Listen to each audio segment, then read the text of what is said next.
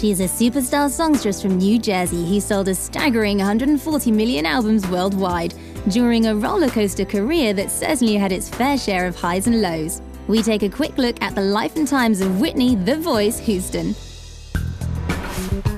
Born in 1963, Whitney was brought up in something of a diva dynasty, surrounded by mother Cissy Houston, cousin Dionne Warwick, and godmother Aretha Franklin.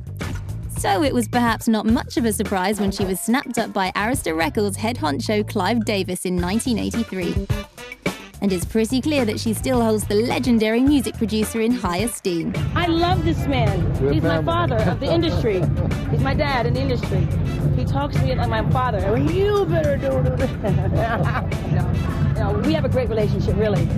Houston released her self-titled debut album in 1985, selling over 14 million copies in the US alone, followed by a second album which became the first record by a female artist ever to debut at #1 in the US charts.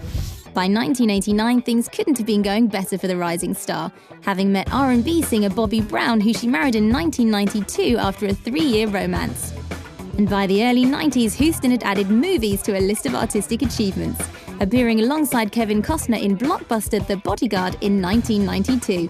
The new toast of Tinseltown would go on to star in a string of mainstream Hollywood fare, including The Preacher's Wife in 1996 alongside Denzel Washington.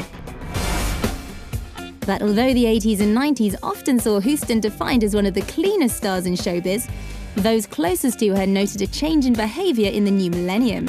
Rumors of her diva-like behavior grew after she was reportedly hours late for interviews, whilst the habit of cancelling concerts certainly left some fans unimpressed. Insiders from all parts of the industry were obviously saddened by what seemed to be happening. It's an enormous fall, sadly. I mean, she was one of the world's great superstars. She had the greatest voice, a beautiful woman, an incredible talent, a brilliant performer. I mean, she had it all. She was, the greatest female singer on the planet for quite a time. And to see this, it's really quite sad.